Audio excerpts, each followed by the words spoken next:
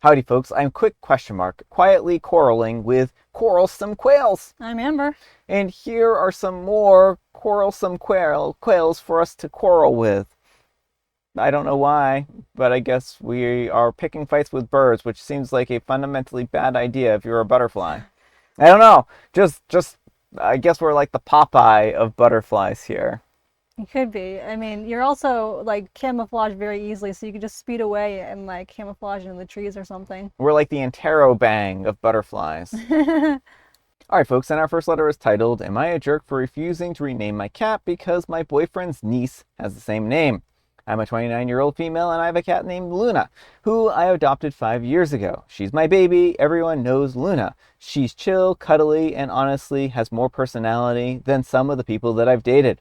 Recently, my boyfriend, a 30-year-old male, and I moved in together. His 4-year-old niece also happened to be named Luna. It's a coincidence. It's not a big deal, or so I thought. Well, his sister, the niece's mom, came over last week, and when she heard me call my cat Luna, she kind of got weirdly upset. She told me that it was inappropriate to call a pet by a human baby name. That's also her daughter's. I chuckled awkwardly, thinking that she was joking. She was not. She asked me to rename my cat because it would confuse her daughter when they visit. I politely said, no, my cat is 5 years old and it already responds to her name. I'm not going to call her Mittens or Catrissa now just because a child might get confused for 30 seconds. My boyfriend is torn and asked if I could just call the cat something else when his family is around, just to keep the peace. I said no, because that's ridiculous. Now his family thinks that I'm being disrespectful and selfish, but like Luna is a common name, it's not like I named my cat after their kid on purpose. Am I the jerk? Alright folks, what do you think? No, not the jerk. Luna the cat had the name first. If anyone's gonna change the name, it's gotta be the kid.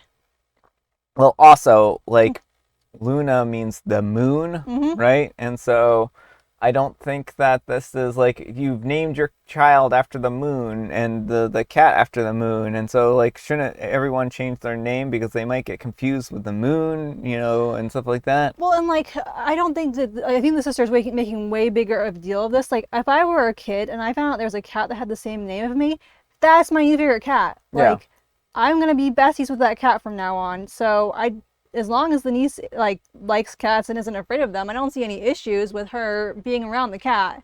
Yeah, I think that she is coddling her daughter too much and assuming her daughter is going to be confused. And I mean, like, that's not a good sign, right? Well, What kind of faith do you have in your child that you think, like, this kid, yeah, they're going to be so 4-year-old is thrown off. permanently confused. They're going to be so thrown off and messed up for life if this cat is named Luna. Like, what are they going to do?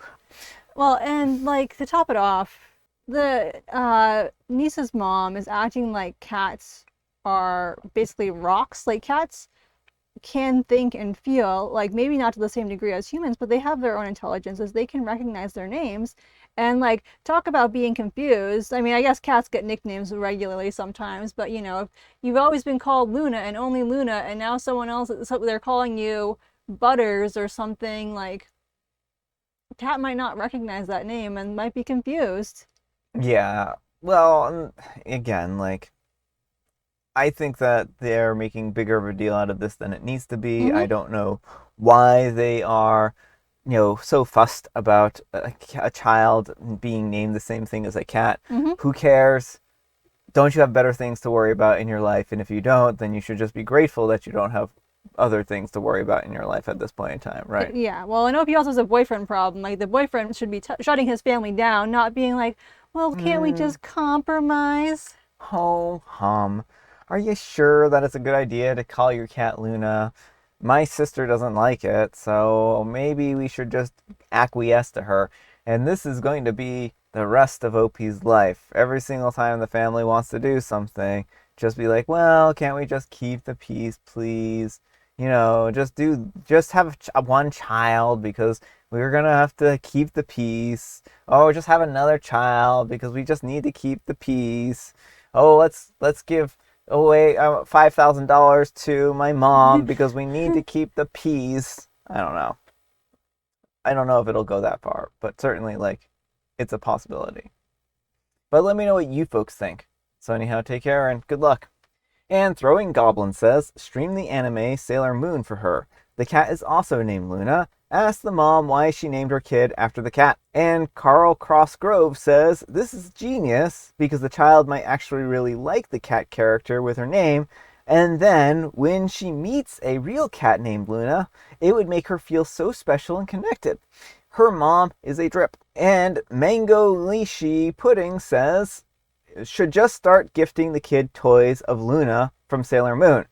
That way, long after OP has dumped the boyfriend, the kid will still continue to question why her mother named her after an anime cat.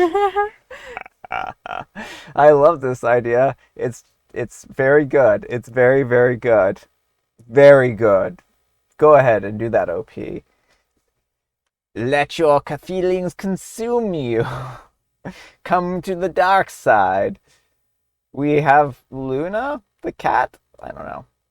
And Bash Chak Pickway says, I love you. And Hey Pretty Lady Ma'am says, same. This is perfectly petty.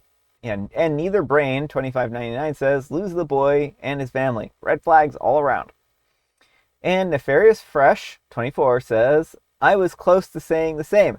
Keep the cat's name. Ditch the spineless boyfriend. And Crusade Glows says, real. Stand your ground, OP. Your cat is Luna, and that is that. All right, folks, and our next letter is titled, Am I a Jerk for Breaking Up with Her After Finding Out That She Was on a Self-Tanner? I went on 5 dates with this girl, and she was super cute, funny, good energy, and I was into how naturally tan she looked. I thought that she was mixed with something. One night, I'm at her place, and I see these brown streaks on her pillow, and she laughs and goes, oh, that's just my self-tanner. I didn't say anything, I just nodded, but in my head, I was like, what? This whole time? I don't know, but it threw me off. I just left, and I never hit her back. Full-on ghost. Then she DMs me, saying that she hopes that I'm okay, and asking if I'm in the hospital. Says that she's praying for me, laughing my butt off. All right, folks, what do you think? Jerk or not the jerk? Yes, OP, you're a jerk. Now, of course, you can break up people with someone for whatever reason you want to, but this whole ghosting thing is not a very nice way to do it. And I don't believe in ghosting unless the person is, like, really, like it's like a threat to you or something. Like, there are certain situations where it's going to be too risky to actually have an in-person breakup or something like that, but she deserves at least a conversation and acknowledgement so she's not sitting there wondering if you're dead.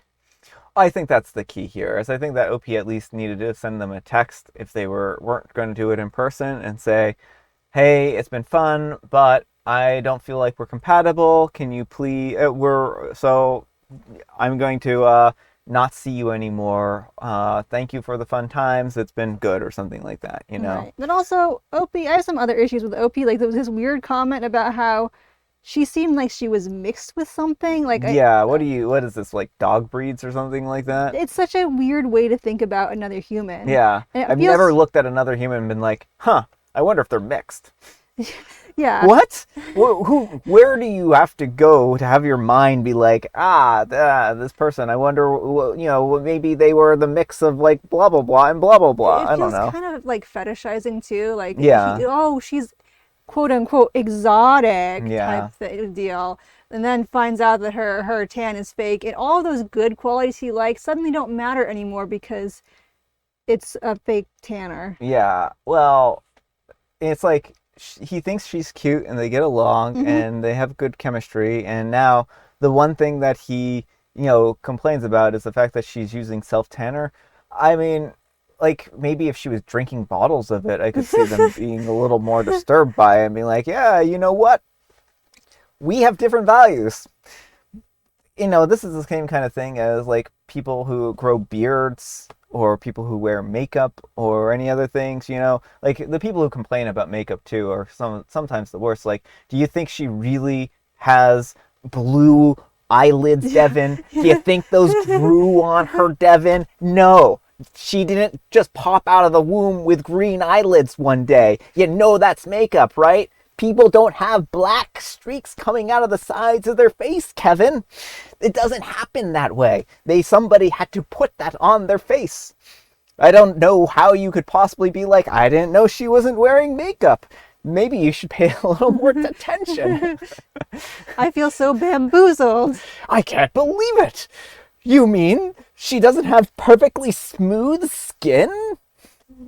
I mean, come on here, right? Like, yeah, that's how concealer works. That's how, foundation works. All these different makeups here.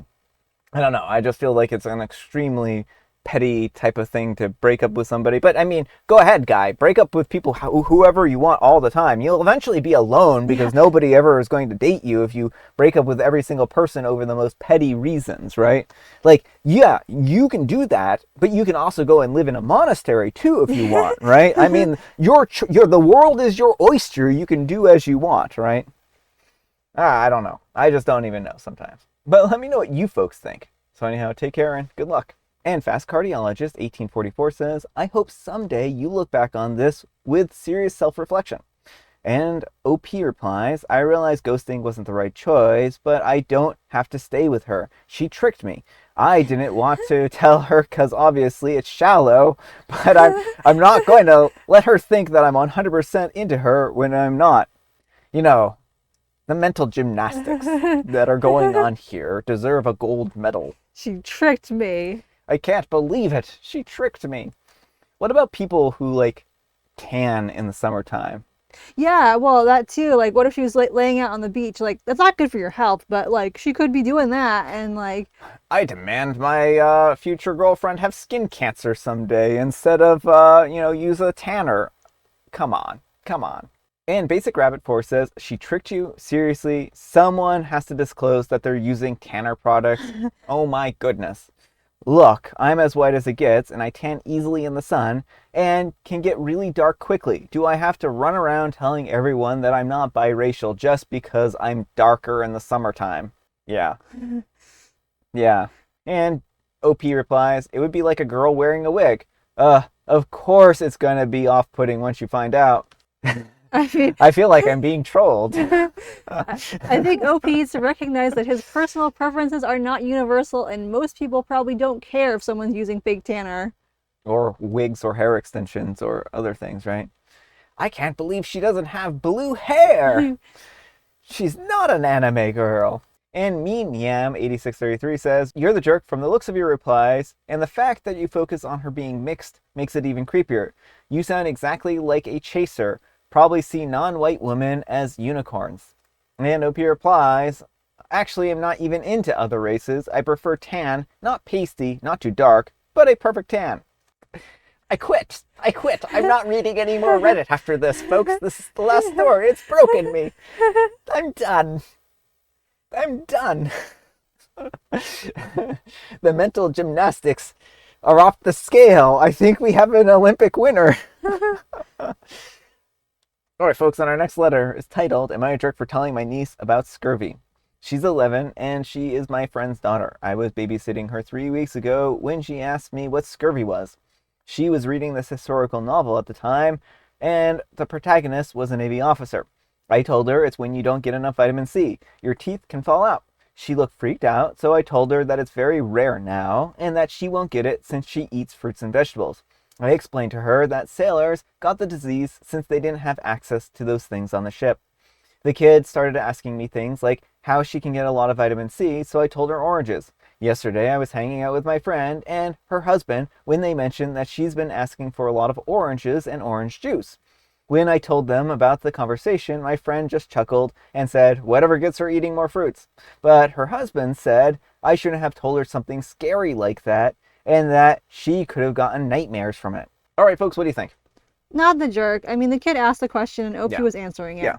And she's also 11 years old. She's not a very small child. And so I think OP acted just fine, and I understand it can be a little scary to learn about new diseases, but it's not like OP was doing this to scare her. Like if Opie had gone there and been like, yeah, it's this horrible thing where your teeth are gonna fall out and you're gonna get that because you're not eating your fruits and vegetables, that would have been a little different. Oh no, the dad might have to parent and tell their child that they aren't going to get scurvy and have to comfort them. how terrible of a fate to actually have to do that. I mean, I think that he's just coming from a place of concern. I mean, I know I'm mocking him a little bit here, but if you're really that concerned and you think your kid's going to have nightmares for this, sit down with them, talk to them, and say, hey, I get your concern, but in order to get scurvy, you would have to go months and months and months without eating anything with vitamin C in it, and then explain that it just doesn't work that way and that she doesn't have anything to worry about. And that kind of conversation is going to go a lot further than anything else. And it is important to know the dangers of vitamin deficiencies, right? There are certain things that you need that you get from foods, and that's why it's important to have a balanced diet. And saying like these things can happen if you don't have a balanced diet, makes people aware and makes them so that they can make informed decisions about the foods that they eat, instead of not knowing that you have to have certain foods and ending up with certain diseases because you didn't eat well, right? So I don't think that OP was wrong. I think that OP did this child a great favor by being, open and honest and informing them of the reality of things, right? And saying, this is what it is. I don't think, like Amber said, they didn't seem like they sat down and, purposely scared the child and was like, haha, you're going to get scurvy now. Ha ha ha. Right? They're not a monster. They're just trying to be informative.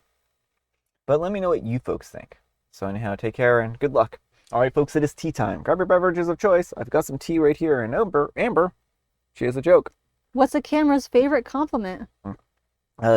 Camera's favorite compliment is the negative space in the film.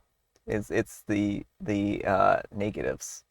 You're picture perfect. Oh. And it's National Camera Day and Log Cabin Day. I liked my answer, that it's the negatives. Well, that's fine. You can like your answer. Yeah. I thought it was clever. It is, because you mean the other kind of compliment, yeah? Yeah. Yeah. I have to explain my joke to the universe just so that I can make sure that everyone knows how clever I am and how smart I am and how great I am. So yes, make sure you praise my praises. I don't know. Because I'm that insecure. I am OP number 2. And I have Mega Mint. And I have a YouTube channel now. Yes, Amber has a new YouTube channel she's launching for her book stuff. Yes, so my book comes out on July 1st, and since not everyone lives in the area, I do have an in-person book launch on July 3rd, but most people don't live in Maine, so I'm going to be doing a virtual book event on July 5th, and I have all my YouTube handle is just Amber_Hathaway_writes, and yeah, I'll have the information for that over on the page. But yeah, it should just be a fun hangout, Q&A type thing. So if you have questions about me or my book or writing process or anything, feel free to let me know in advance or to let me know day of. And yeah. All right, folks, that's all the time we have for today. Thank you so much for watching. Happy special Sunday, folks. I hope your Sunday is off to a special start. And you know what makes it special? You do, and Amber does too. And Brian does too. Amber, we need some kind of moral advice and or guidance, and please have it on makeup or physical and temporary enhancements. There's nothing wrong with using a little makeup or fake tanner or accessories or what have you. And if that's your biggest complaint about a person, then maybe you need to get a life. And my advice is, if you use any of those, then you're deceiving everyone in your life, and that makes you a liar. And you know what? Liars are a bad thing. But thanks so much for watching. I'm just kidding. Thanks so much for watching, and we'll see you all tomorrow. Bye.